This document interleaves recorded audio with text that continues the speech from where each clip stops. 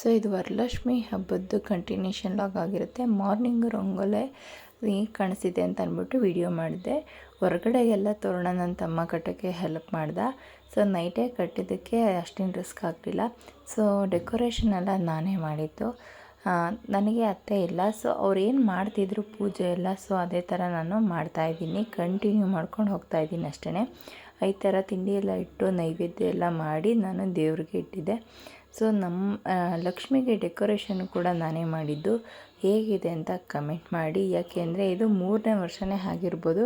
ವರ್ಷ ಸ್ವಲ್ಪ ಡಿಫ್ರೆಂಟಾಗಿ ಮಾಡ್ತೀನಿ. ಜಸ್ಟ್ ಪೂಜೆ ಎಲ್ಲ ಮುಗೀತು, ಹೇಗೆ ಕಾಣಿಸ್ತಿದೆ ಅಂತ ಕಮೆಂಟ್ ಮಾಡಿ. ಸೊ ಗಾಯ್ಸ್, ಪೂಜೆ ಎಲ್ಲ ಮುಗಿಸಿ ಈಗ 5 ನಿಮಿಷ ರೆಸ್ಟ್ ತಗೋತಾ ಇದ್ದೀನಿ. ಯಾಕೆಂದರೆ ಇನ್ನೂ ಟೀ ಮತ್ತು ಕಾಫಿ ಎರಡೂ ಮಾಡಬೇಕು. ಇನ್ನೂ ನನ್ನ ಹಸ್ಬೆಂಡ್ ಮಲಗೇ ಇದ್ದಾರೆ. ಸೊ ಈ ಟೈಮ್ ಬಂದು 8 o'clock ಆಗಿದೆ.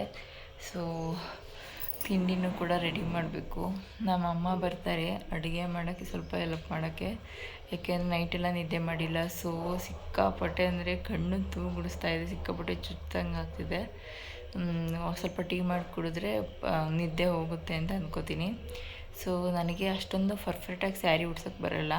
ಸೊ ನೋಡಿಕೊಂಡು ಒಂದು ಸಲ ಉಡಿಸಿದ್ದು ಅಷ್ಟೇ. ಬಟ್ ಈ ಸರಿ ಮಾತ್ರ ಸಿಕ್ಕಾಪಟ್ಟೆ ಜಾರಿ ಹೋಗ್ತಾಯಿತ್ತು.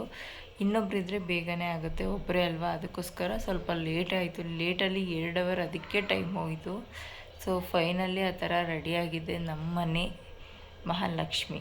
ಹಬ್ಬಕ್ಕೆ ಅಡುಗೆ ಮಾಡಿದ್ವಿ. ಕೋಸಂಬರಿ, ಚಿತ್ರಾನ್ನ, ಕಜ್ಜಾಯ, ಪಾಯಸ, ಅನ್ನ, ಸಾಂಬಾರು ಮತ್ತು ಹಪ್ಪಳ ಮತ್ತು ಹುಳಿ ಮತ್ತು ಮೊಸರು ಬಜ್ಜಿ ಇಷ್ಟು ಕೂಡ ಮಾಡಿದ್ವಿ.